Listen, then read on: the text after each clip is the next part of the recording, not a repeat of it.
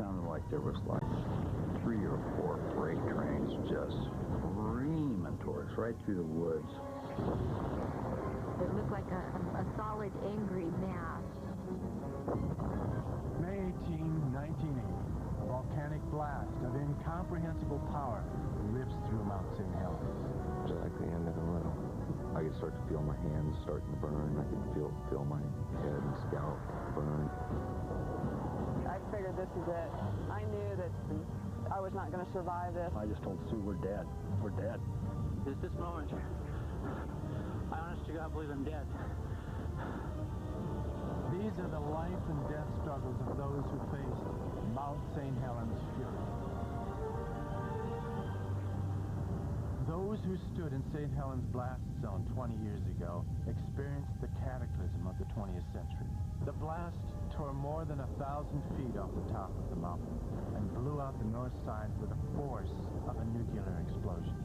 It hurled mammoth boulders and chunks of glacial ice at watchers who thought they were a safe distance away, scorched them with superheated steam and gases, suffocated them in ash, crushed them in the massive fall of timber that leveled huge old-growth forests 20 miles away.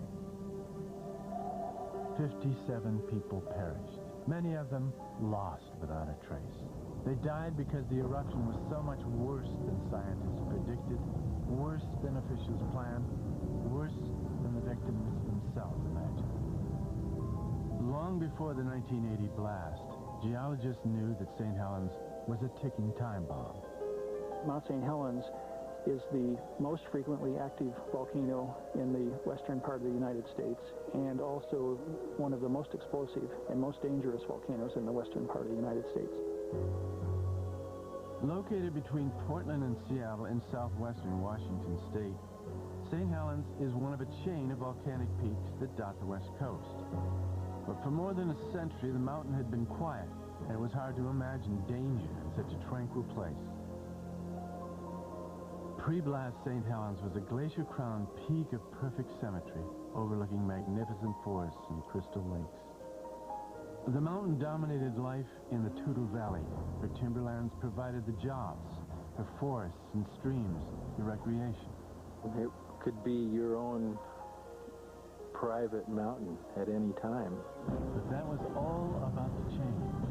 This is the earthquake at 8:30 this morning. On March 20, 1980, St. Helens awoke from a century of sleep. A powerful earthquake just beneath her summit signaled a new eruptive phase. As Mt. St. Helens rumbled back to life, the seismology lab at the University of Washington became a scene of all-night vigils and endless pots of coffee. I spent many nights just sleeping on the floor in the lab. St. Helens showed all the signs of a volcano headed for eruption.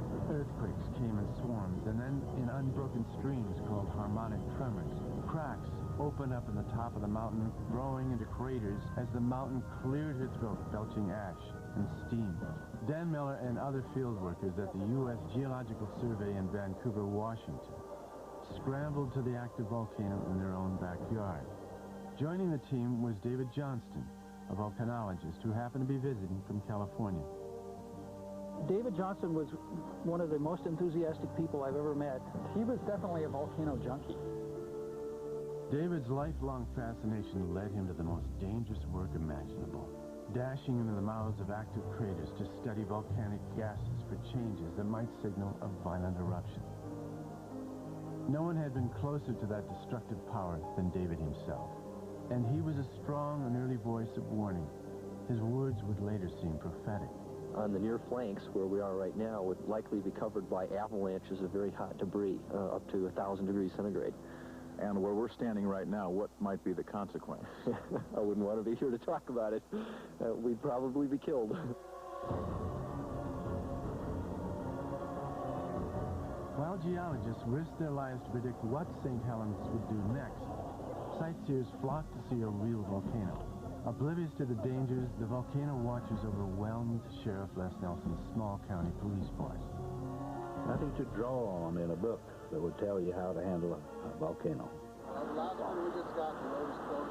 County officials closed the highway leading to the mountain, but the roadblock quickly became a battle line. between those demanding access and those calling for boundaries to protect the public.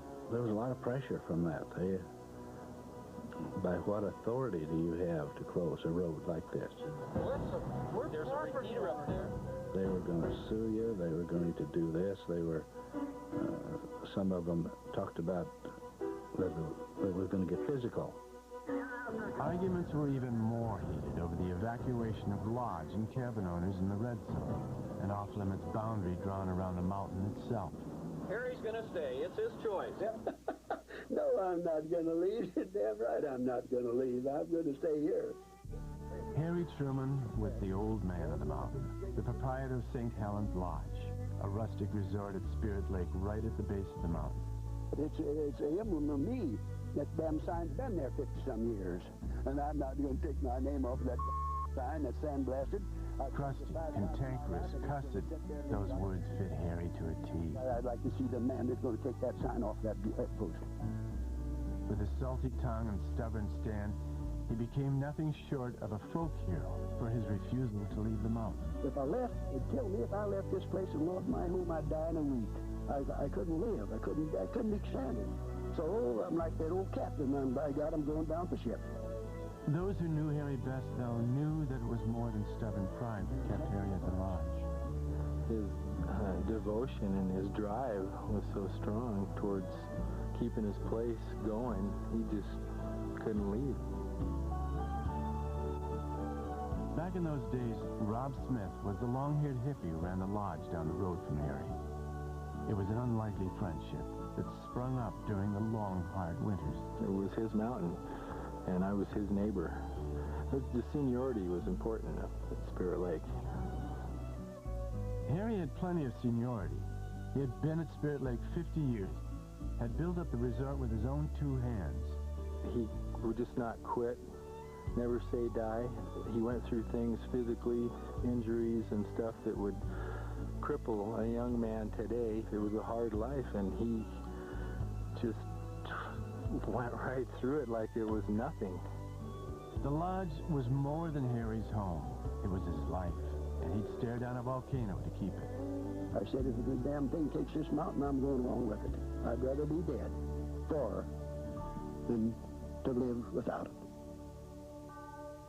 The mountain seemed to be simmering down. For the crowds that gathered to watch the volcano, it was more a show than a hazard. There was just going to be a really big Roman candle shooting off up there, and it would be fun to watch. True, the initial burst of eruptions had quieted, but geologists were alarmed by a growing bulge on the north side of the mountain. The whole face of the mountain was being pushed out at an astounding rate of 5 feet per day. I think many of us realized that the gun was loaded and that the mountain was about ready to go off and to produce some kind of an explosive eruption. As the bulge grew, the north side of the mountain became increasingly unstable. Geologists watching it worried about massive landslides, mud flows, and what they called the worst-case scenario. It rarely happens. But instead of erupting from the top, volcanoes can blow out the side, called a lateral blast. This is the most destructive kind of eruption because it directs the full fury of the volcano out across the land. On the Friday before the eruption, Ed and the regular logging crews went home for the weekend. But on a ridge a few miles away, Jim Schmanke would be working straight through. Jim and 3 friends had taken a job thinning a ridge for Weyerhaeuser. Good paying work for a young father. As for the mountain, it was miles away and out of sight. I mean, we figured, well, it's far enough away. I mean, we didn't worry about it at all. It was going to be a great weekend. In the nearby town of Longview, Bruce Nelson and his girlfriend Sue Ruff were organizing a camping trip with friends. I knew the spot that was just beautiful. Virgin timber, and the moss was like carpet, you know, just so. And it was only about a mile in off the road. Joining them on the trip were couple Terry Kroll and Karen Varner, Terry's friend Brian Thomas and his buddy Denny Balch. They knew about St. Helens, of course, but it was a half-hour's drive away. Venus Durgan and Ro Rayton weren't thinking about St. Helens either. A couple of teenagers who had snuck away for the weekend. They found a great fishing spot 25 miles downstream from the mountain. It's supposed to be sunny and 85 for the next week. we chose to come down here, take advantage of the nice weather and the upcoming summer. So we came down to this particular spot to try our hand at some steelhead fishing. Rob Smith and other property owners from Spirit Lake were headed for the mountain too. The state had agreed to take caravans in on Saturday and Sunday so the evacuees could pack up their belongings. Before they left on Saturday night, Rob and his wife Kathy stopped to say goodbye to Harry. They found not the defiant folk hero of the press, but a man worn out and alone. He was getting a little weary. He seemed to me like he's such a stout individual, though, you know. But it had to take a toll on him. He seemed to be much more thoughtful than normal and a bit more actually emotional than I'd ever seen Harry. And it was like he almost didn't want us to go. He kind of had a tear in his eyes that was out of character a little bit for Harry. Rob and Kathy left with the other evacuees, expecting to return the next afternoon. David Johnston would be manning Coldwater 2, the field station next to the mountain. The campers would fish and hike in the sunshine, and Jim Schemanke would finish his logging and go home to the wife and kids. Except that Mt St Helens had other plans. Who will live and who will die in Mt St Helen Fury? In the early hours of Sunday, May 18th, news photographer Dave Crockett woke with a start. He had been covering St. Helens with crews from KOMO-TV in Seattle. Now he had a premonition. I just woke up one night and about 3 a.m. and decided it was time to get back down here and start taking more pictures of the mountain. Back on the Green River, the campers were stirring. The day was ready to happen, and one of those full, beautiful, I mean, almost too warm days, you know, that you appreciate in the Northwest. Early morning readings showed the mountain quiet, but nature was about to play her wild card. Deep in the valley floor, rock began to shift.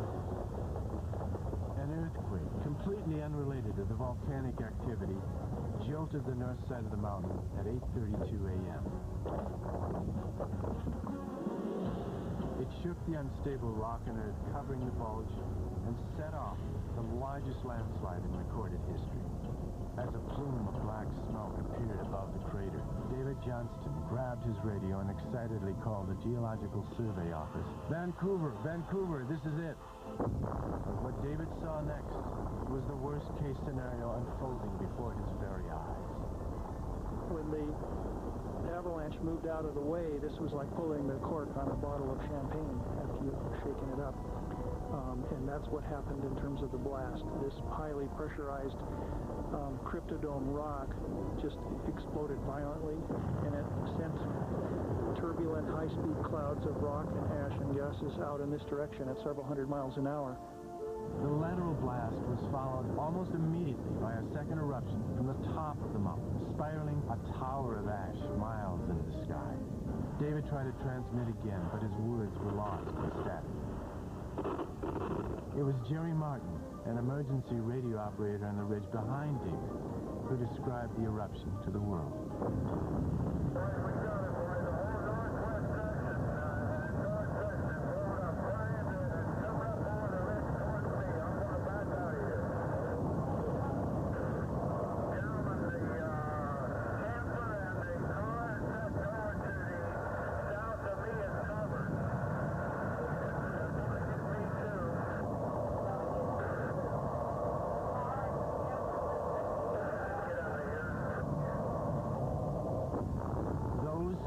Jerry Martin's last words. It took less than a minute for the blast to tear through the ridges where David and Jerry were watching.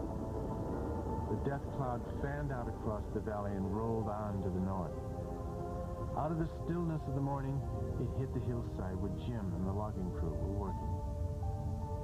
It sounded like there was like 3 or 4 freight trains just screaming towards right through the woods. I mean, coming right down at us. I mean, I couldn't figure out what the hell. It sounded like somebody just shoving a mountain through the woods. You know, you hear all the busting, trembling, rattling, and I mean, it was unreal. And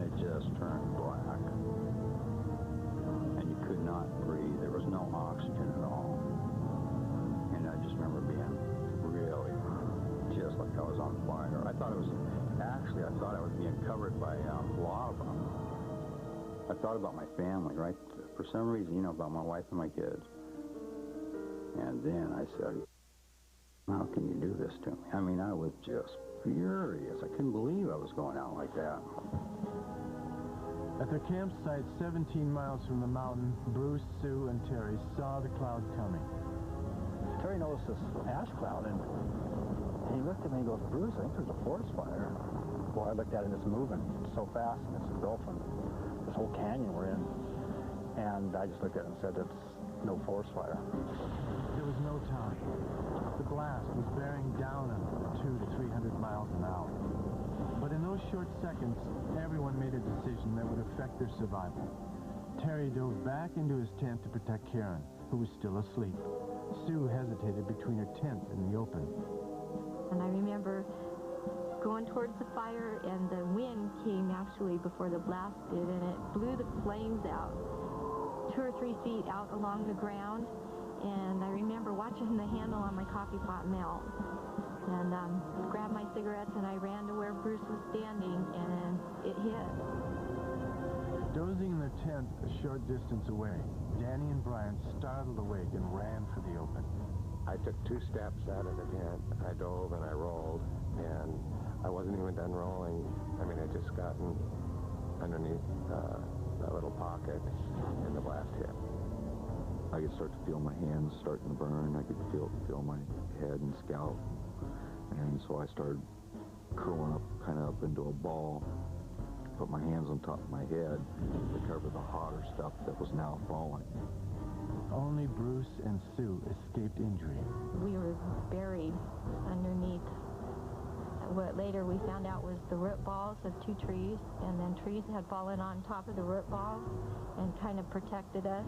A heat wave came through. I mean, it got hot. I don't know temperature-wise, but enough to where I fell back in the hole, and I just told Sue, we're dead. We're dead. I don't know why that kind of made me mad, and I said, we're not dead yet. You know, we'll be dead when we're dead, but we're not dead now. When the blast cloud finally spent itself in the forest beyond the Green River, it had devastated an area 23 miles wide and 18 miles long. It had taken only 9 minutes for St. Helens to blast her own northern face and the paradise beneath it to hell. The first to die that morning was Harry Truman. Standing at virtual ground zero, he could not have survived the blast. Behind it came a landslide so enormous that it pushed Spirit Lake out of its bed and up the surrounding ridges.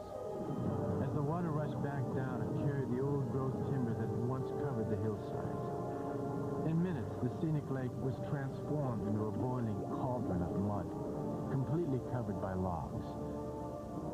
300 feet beneath lay Harry and whatever was left of his lodge. For miles beyond, the blast killed everything and everyone in its path. On one ridgetop, photographer Reed Blackburn, covering St. Helens for the Oregonian newspaper, died in his ash-filled car. If he got the shot he was waiting for, the world will never see it. The film melted in his camera. From another vantage point, outdoorsman Bill Parker and his wife Jean must have been starting to drive away when the blast hurled a 40-pound boulder through the back window and into the cab of their truck. On the ridge closest to the blast, radio operator Jerry Martin and geologist David Johnston were gone without a trace. Not even a shred of their campers remained. David Johnston's excited alert to Vancouver wasn't heard that morning because there was no one there to hear it. Dan Miller was on his way to the mountain with some heavy protection for cold water, too. Just to be on the safe side, I had arranged before May 18 with the military at Fort Lewis to bring an armored personnel carrier up to this location and park it here and use it as a sort of a safe place to hang out or hide out if something happened at the volcano. Dan saw the mushroom cloud go up and knew he was too late. The pre-eruption excitement gave way to a pall of gloom, both at the Geological Survey Office and at the Seismology Lab, where it had all begun.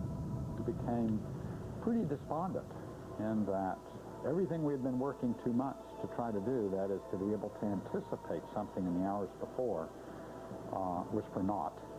And indeed, people now, we were discovering, had been killed.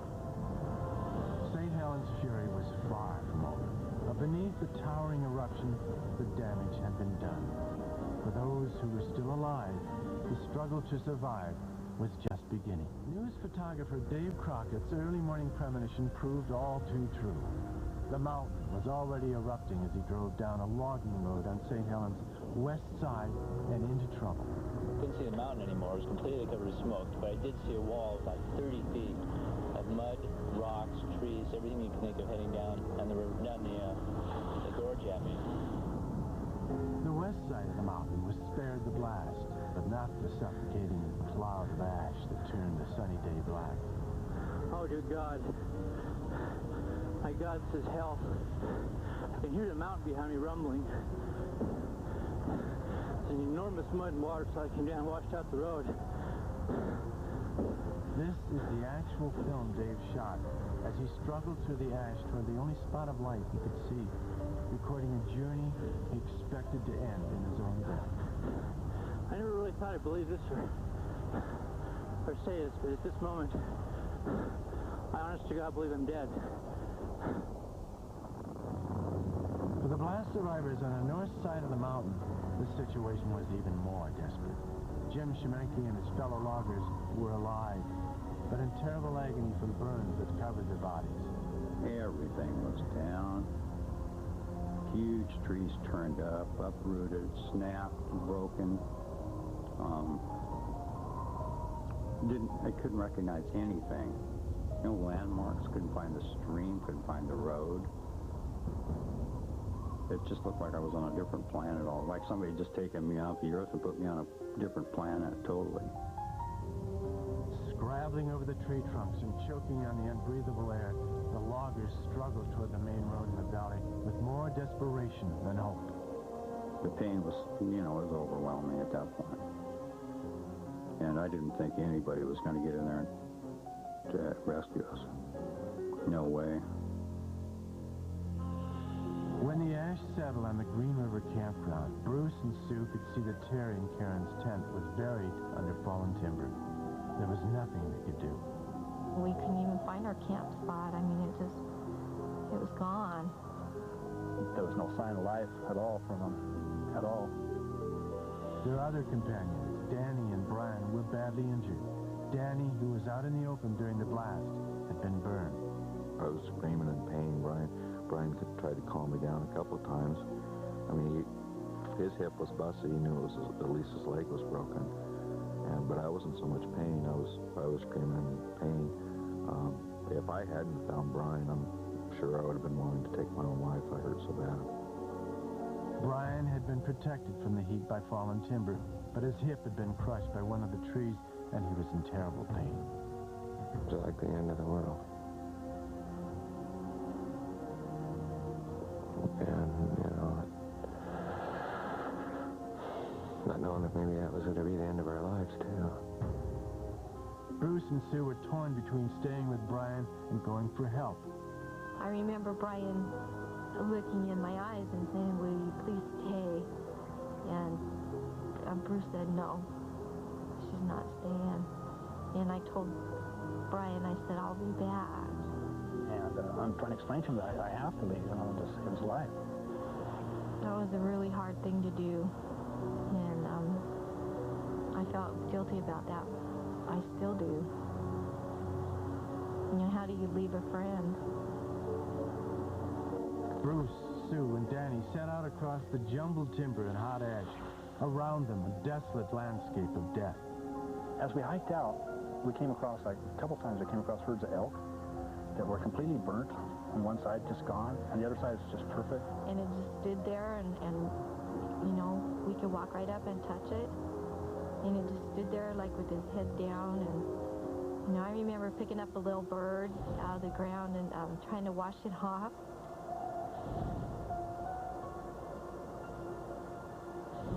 It was just so important to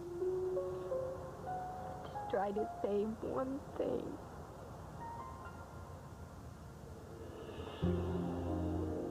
Yet another disaster was looming in the valley below them. The land Landslides had mixed with water from melting glaciers to form an enormous mud flow in the Toutle River Valley. On the way down, it ripped through bridges, trestles, and a logging yard, carrying them all in a 30-foot wall of mud and debris. Venus and Roe were just getting up when the evacuation sirens went off in Toutle, and the waters were rising around the sandbar where they were camped. Trees upriver were snapping off and shaking, and like we're looking upstream going, what's that? When we looked upstream, up at the bend of the stream, we saw this huge train trestle with a massive debris behind it, and as soon as it curved around the bend, it unleashed everything into the woods. They jumped on top of the car, but it too was swept away, and they were knocked into the flash flood of mud and logs. Roald managed to land on top, his leg crushed between two logs. But Venus fell into the churning mud beneath. Again and again he tried to grab her, but she kept disappearing beneath the flow. I figured this is it. I knew that I was going to die and I was not going to survive this, but I could hear Roald behind me yelling and screaming to hang on. It was just all dark. I was underneath mud, underneath logs, grasping for air. Everything was over my head, so I couldn't see anything. And I just remember my right hand being caught between the logs, and it was the only thing that was above the water line at that point. I saw her wrist come up, and that's all.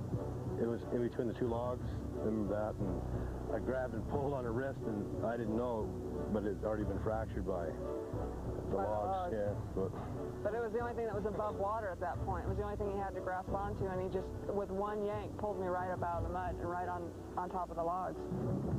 Exhausted, battered, and bleeding, Venus and Roald dragged themselves to shore. For one survivor, the afternoon brought a glimmer of hope. Cameraman Dave Crockett followed that spot of light to the edge of the ash cloud and emerged into the daylight. It was a feeling of elation, I guess, almost euphoria. You know, I had known for the last, 20 minutes, half an hour that I was dead. All of a sudden I realized I was probably going to make it out of this. I just felt fantastic. For those trapped in the blast zone, hope and time were running out. Incredibly, Jim and the other critically burned loggers made it to the hillside overlooking the main road, only to find their way out blocked by a massive landslide. And as if things could be any worse, an enormous mud flow was swallowing up the valley below. And it was massive. And it had everything in it, cars, you name it, and they were just rolling on right on top of the stuff. Trapped, they could do nothing but wait for rescue or death. I was wondering how long does it take to die anyway? You know, at that point, that's what I was thinking, because there was no way out of there. But with St. Helens still spewing its 12-mile column of ash into the sky, rescue efforts were all but impossible. The entire area was obscured by a pall of smoke and ash. Roads and landmarks were gone, and nobody knew what the mountain would do next.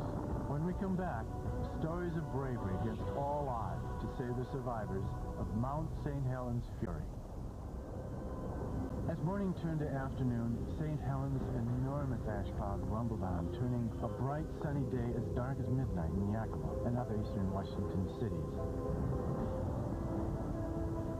In the blast zone itself, search and rescue was all but impossible. The only hope for survivors was from the air. Jess Hagerman got the call from the National Guard Sunday morning.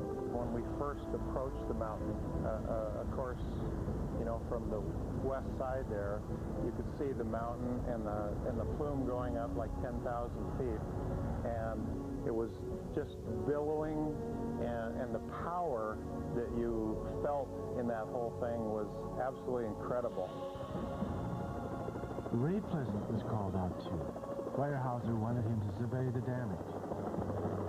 Both men were experienced Weyerhaeuser pilots who routinely flew the St. Helens area. But the sight that met them when they got there was beyond recognition. Everything is the same color. It all looks the same. The sky, the ground. You can't see individual stumps. You can't really see anything hardly because of the ash. Flight conditions were hellish. Visibility was zero. Lightning flashed constantly through billowing clouds of ash, and nobody really knew how much ash a chopper engine could take. Everybody asked, well, the ash in the helicopter and the erosion. Well, that thought never crossed my mind. I mean, at the time, we had a job to do, and we just did it. Ray was headed back toward Toutle in the mid-afternoon when he responded to a call for help. Survivors had been spotted near a highway bridge in the Toutle River. The survivors were Venus and Road. That was like an angel from heaven coming down out of the sky. Back in the blast zone, Jess had spotted footprints in the ash and followed them to the hillside where the loggers were clinging to life. I could not believe it. And I was lying down, I think, and I just kind of raised my arm and waved at him. He'd stand up a little bit, kind of move his arms a little bit, and then he'd kind of fall down too, so I knew he was in trouble. He was burned severely. There were big open sores all over his face, and then he exposed part of his body. His hands at that time looked black, and I thought maybe they were burned, but what turned out, it was his gloves that were just fused onto his hands. He was burned that badly. All day the choppers continued their perilous flights.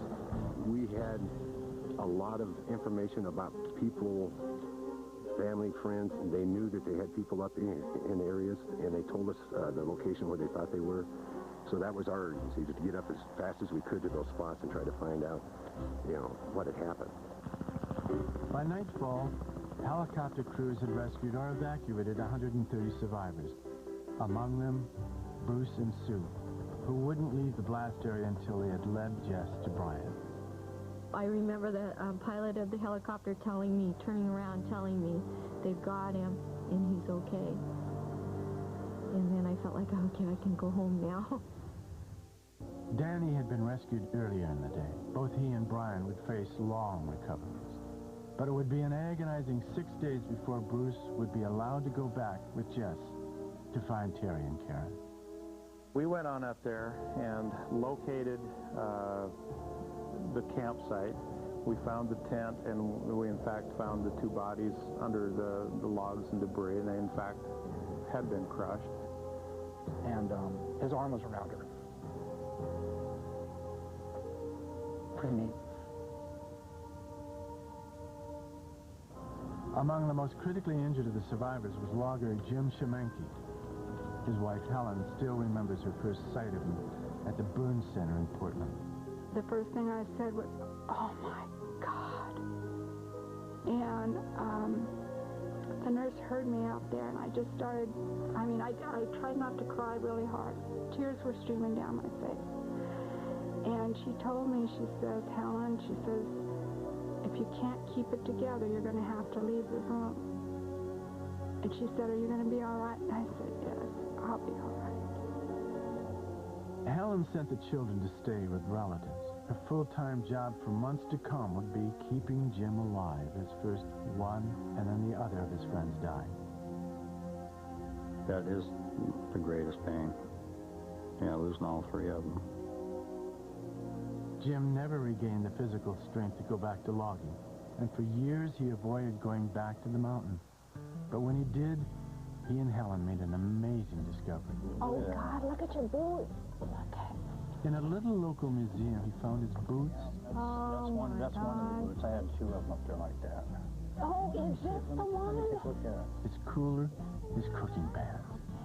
Like him, they had survived St. Helen's Furies, and like him, they had become part of her history. How do you thank somebody that risked their life to save you? I mean, words aren't good enough. For 19 years, Venus and Road had wanted to thank the man who rescued them from the banks of the Toutle River.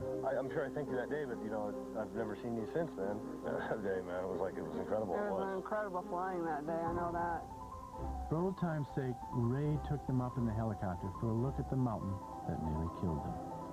There's 57 other people who didn't make it that day, and for some reason Roald and I did, and there's no skill involved. It was just pure luck. We were just lucky that day. Next on Mt St Helen's Fury, defending the dead. Were the victims to blame? 20 years later, the story continues. In the days and weeks after the eruption, rescue turned to a grisly search for victims. St. Helens had done her merciless worst. but at least she had chosen a merciful time. As awful as the toll was, it could have been so much worse. If St. Helens had erupted a few hours later, the valley would have been packed with sightseers, and a caravan of property owners would have been with Harry at Spirit Lake. If the eruption had happened on Monday morning, hundreds of loggers would have been back at work when the blast tossed the trucks off the ridges and twisted the tall steel towers. I wouldn't be here. My kids wouldn't have a dad. My dad wouldn't be here. My uncle, my cousins. My mom said she's lost 11 family members.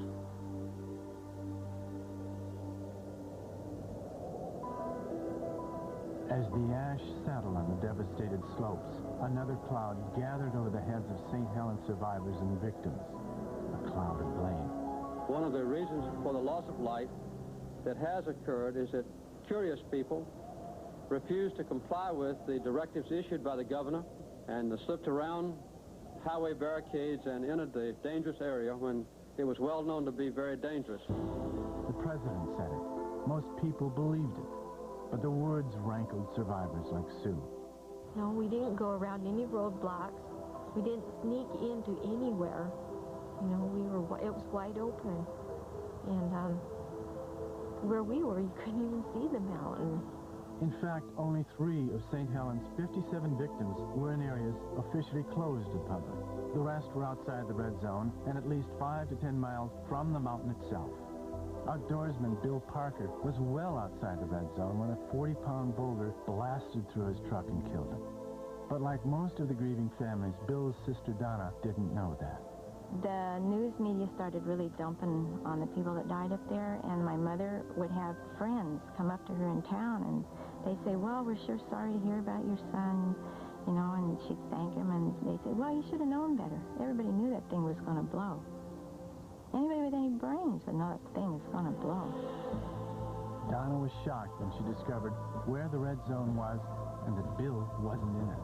It took us over a year to find out that that was not a closed area where he was. We lost friends. I had lost a good friend over it because she argued with me.